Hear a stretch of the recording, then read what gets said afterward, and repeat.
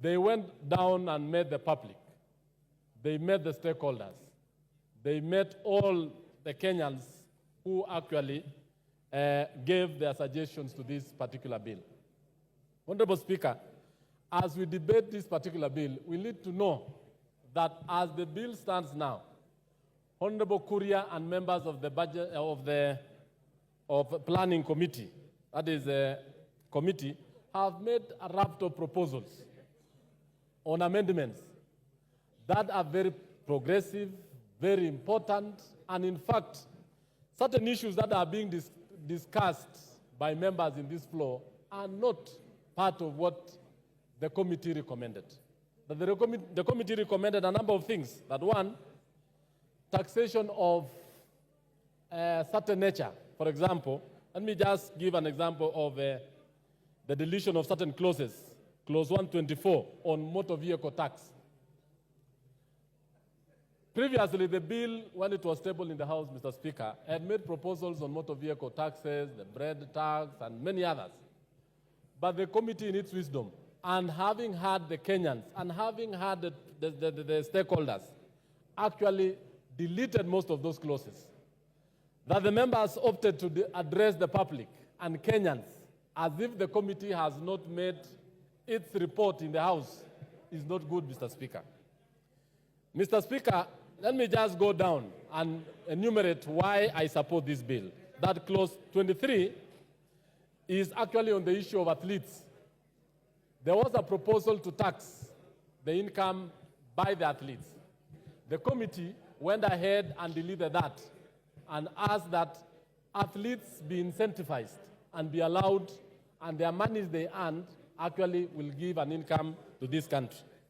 On the issue of eco-tax, a lot of imported items have actually been taxed to protect the local manufacturers. And this has been said all the time by the Kenya Association of Manufacturers, the Kenya Private Sector Alliance, that the local manufacturers need to be protected against the large, well-established companies which can actually flood our markets.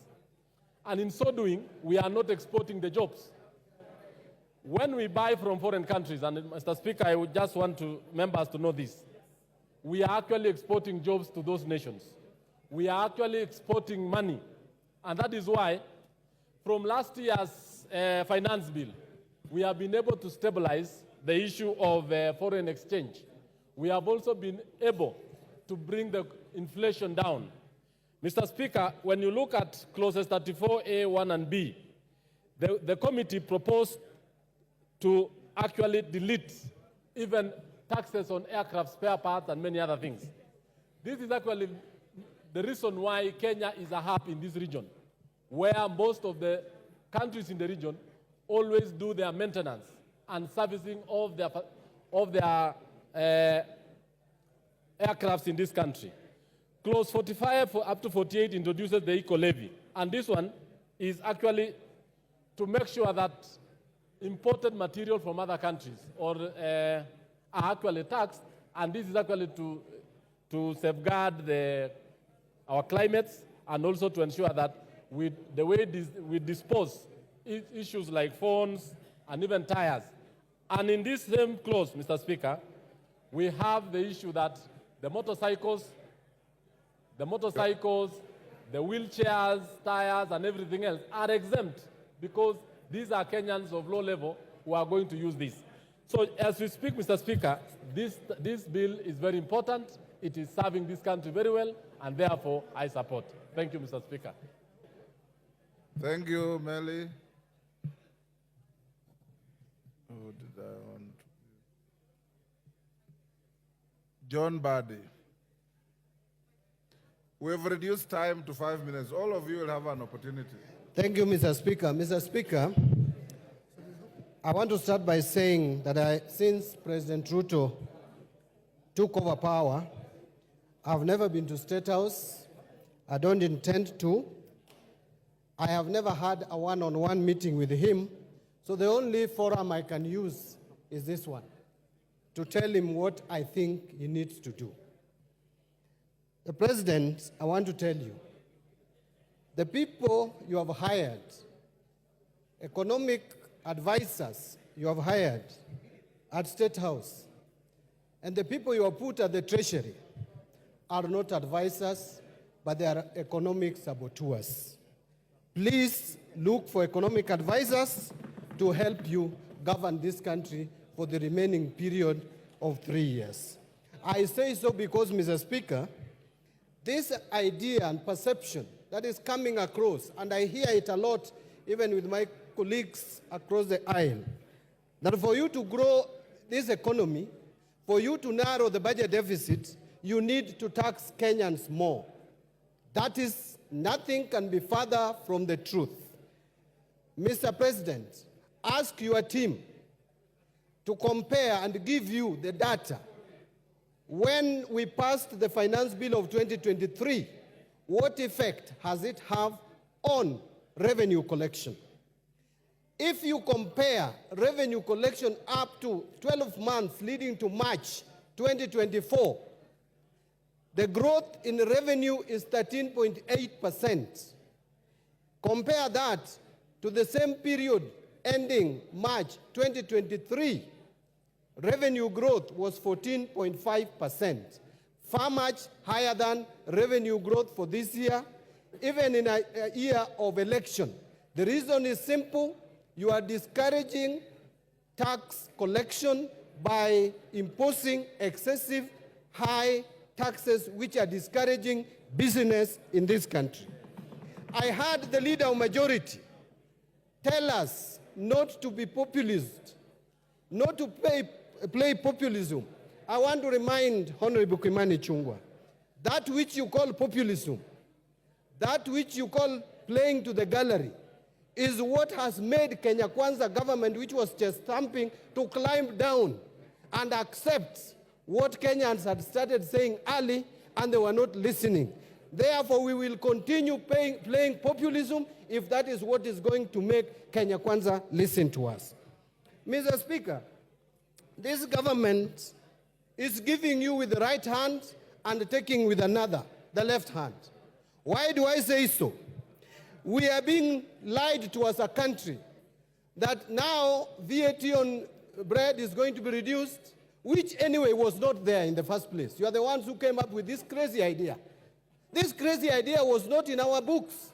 It is this government which came up with a crazy idea, and now they are telling us we should celebrate when we have caught them. It is like someone trying to steal your cow at night.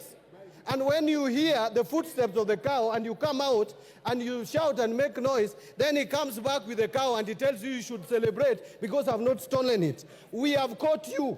The people of Kenya has caught Kenya Kwanza when they wanted to introduce tax that don't exist anywhere in the world, like motor vehicle tax. This government will go down as a motor vehicle tax government.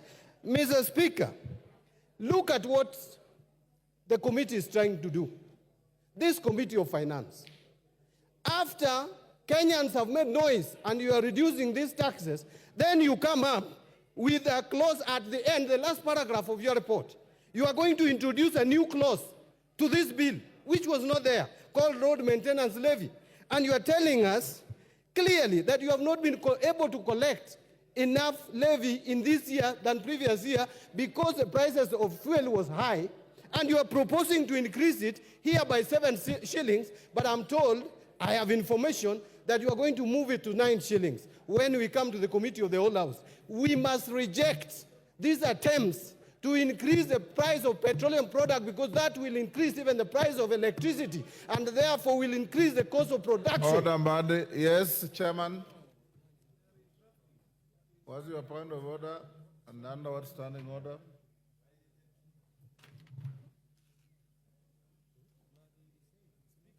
Give him the mic. Honorable Speaker, I raise under standing order number 91. Is it in order for my very learned colleague and senior in the profession to mislead He's this not House? learned, he's educated. Okay.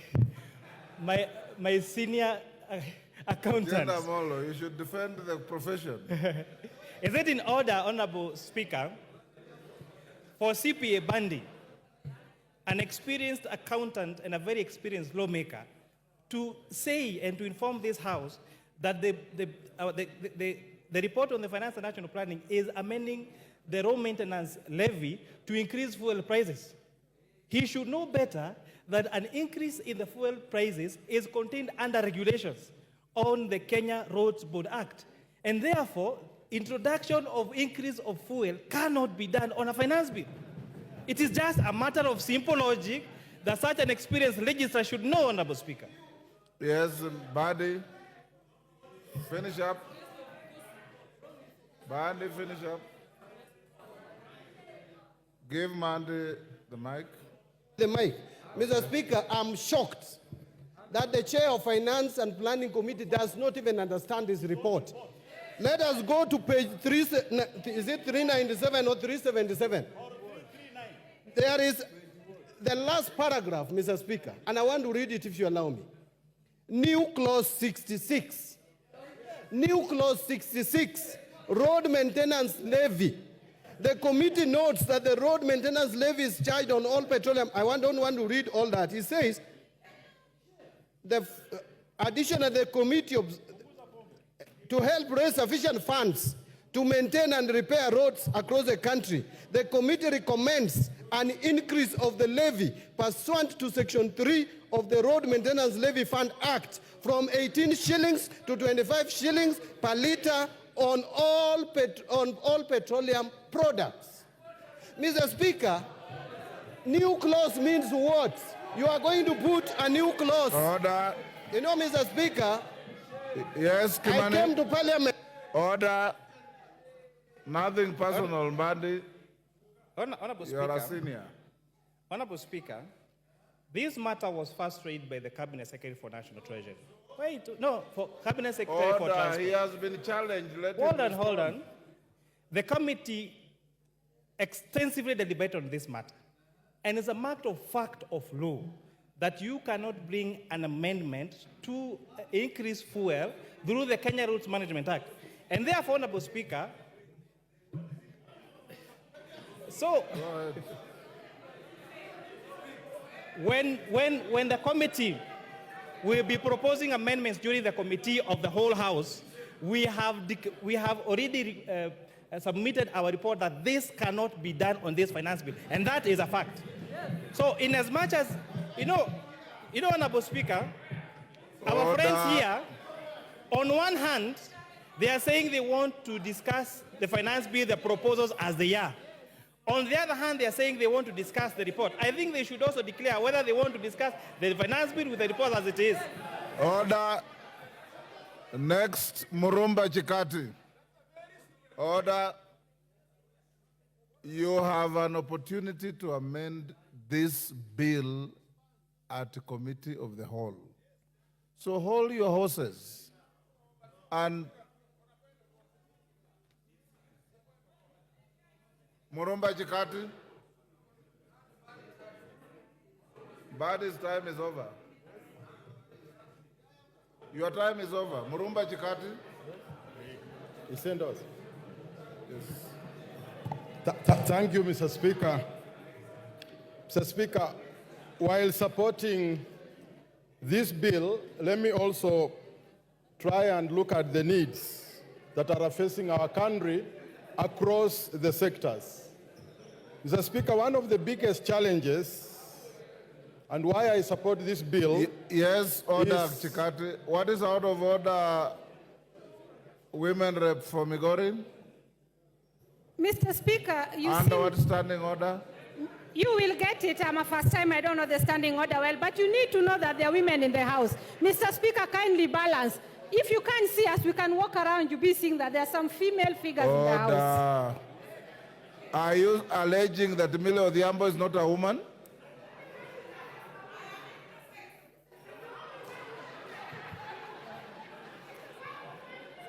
Go ahead.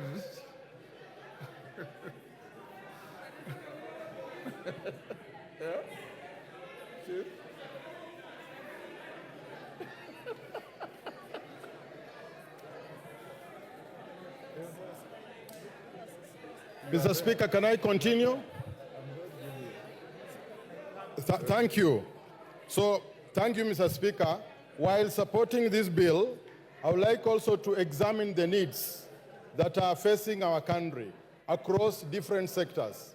One of the biggest challenges we've had is with the education sector. The JSS, Mr. Speaker, was started without proper infrastructure. We have a serious problem of infrastructure and manpower in the JSS. It is my hope, Mr. Speaker, that these funds be raised through taxation so that we could be able to support the JSS, which is really struggling to pick up, and deliver it to where it is supposed to be. The next area, Mr. Speaker, that I would like to look at is the TVET sector. TVET is critical to the development of our country. But this TVET lacks two things, equipment and manpower. And it is my hope, Mr. Speaker, that some of the funds allocated and which is going to be raised can be able to deliver the TVET sector as required. Access to electricity, Mr. Speaker, in the rural areas is a problem in Kenya. The last mile, which had started in 2013, between 2013 and 2017, stalled along the way. It is my hope that